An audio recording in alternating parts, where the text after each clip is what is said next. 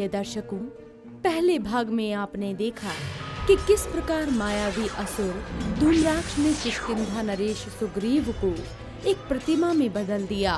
किष्किंधा नरेश सुग्रीव को प्रतिमा में देखकर प्रभु श्री राम और लक्ष्मण सहित समस्त वानर सेना भयकुल हो गई, जिस कारण वानर सेना मायावी राक्षस धूम्राक्ष के भय से कोलाहल करते हुए इधर उधर भागने लगी।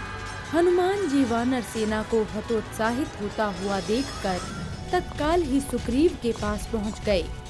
सुग्रीव की ये दशा देखकर हनुमान जी धूम्राक्ष पर अत्यधिक क्रोधित हो उठे।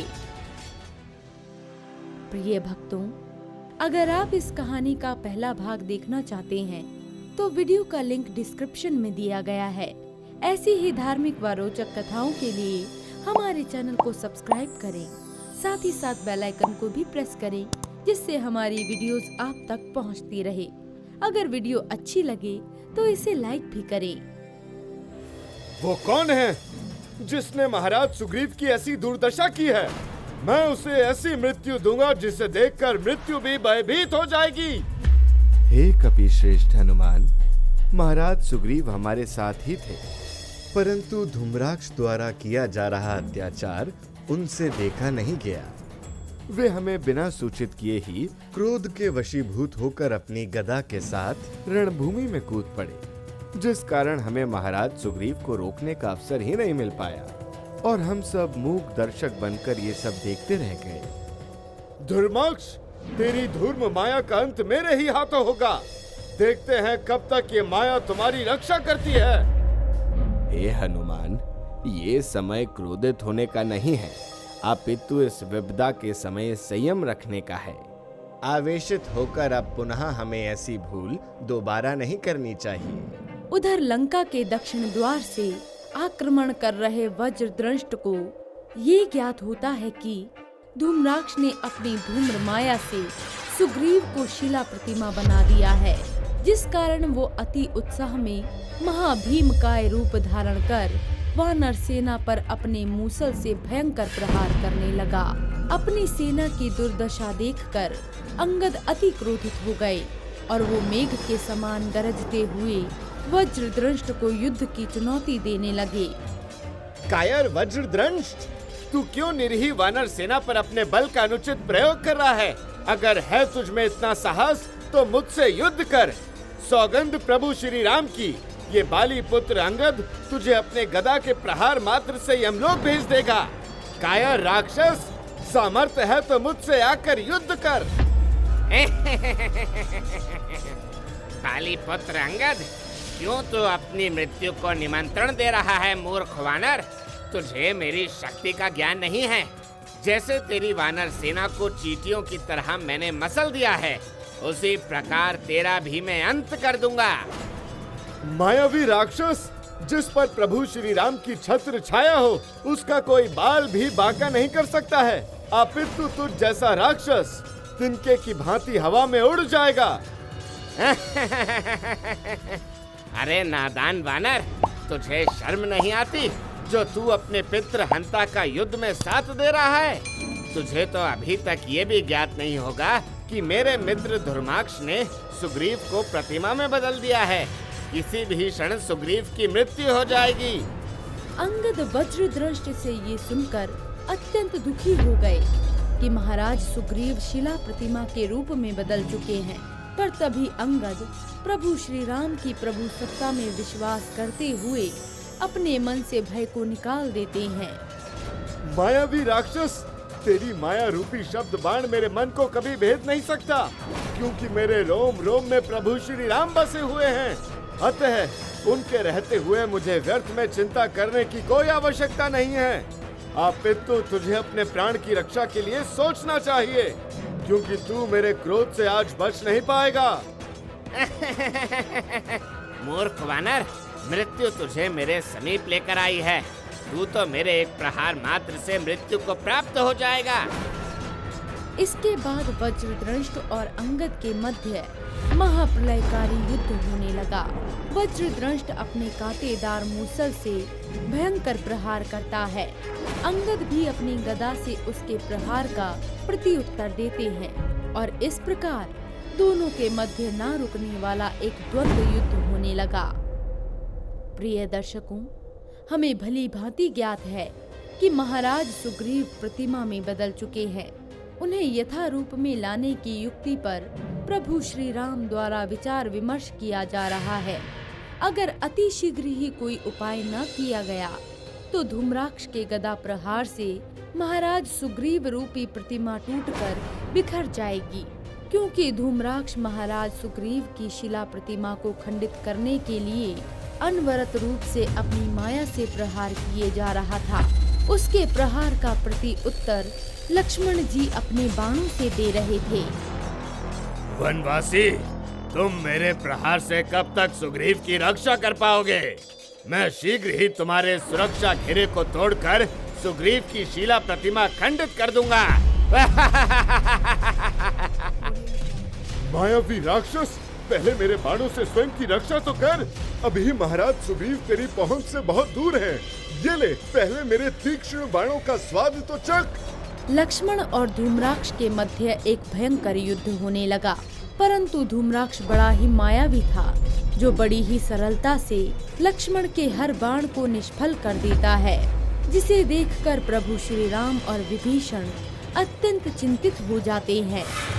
महाराज सुग्रीव को यथारूप में लाने की कोई युक्ति तो अवश्य होगी। अति शीघ्र ही हमें कुछ ऐसा करना होगा जिससे महाराज सुग्रीव के प्राणों की रक्षा हो सके। हे हनुमान, अगर धूम्राक्ष का अंत कर दिया जाए तो महाराज सुग्रीव यथा रूप में पुनः वापस आ जाएंगे। परंतु धूम्राक्ष को धूर्म माया का यह वरदान मिला हुआ है कि उसकी मृत्यु न आकाश में और न ही पृथ्वी पर होगी, और न ही उसे कोई अस्त्र शस्त्र भेज सकता है। हे परम ज्ञानी विभीषण, इसका अभिप्राय तो ये हुआ कि धूम्राक्ष का वध केवल पाताल लोक में ही किया जा सकता है। हाँ, संभव है, परंतु यह असंभव कार्य कौन करेगा? जिसमें भी ऐसा करने का सामर्थ्य है वही धूम्राक्ष का अंत कर सकता है। विभीषण जी, इस कार्य का उत्तरदायित्व मुझ पर छोड़ दीजिए, क्योंकि मुझे प्रभु श्री राम की कृपा से तीनों लोकों में स्वतंत्र रूप से विचरण करने का वरदान प्राप्त है। भक्त हनुमान, मुझे आपके पौरुष पर तनिक भी संदेह नहीं है। अतः आप विलंब न करते हुए तत्काल ही धूम्राक्ष का वध कर महाराज सुग्रीव को यथारूप में पुनः वापस लाइए। प्रभु, आपकी जैसी आज्ञा। हनुमान जी प्रभु श्री राम की आज्ञा से धूम्राक्ष को युद्ध की चुनौती देने लगे।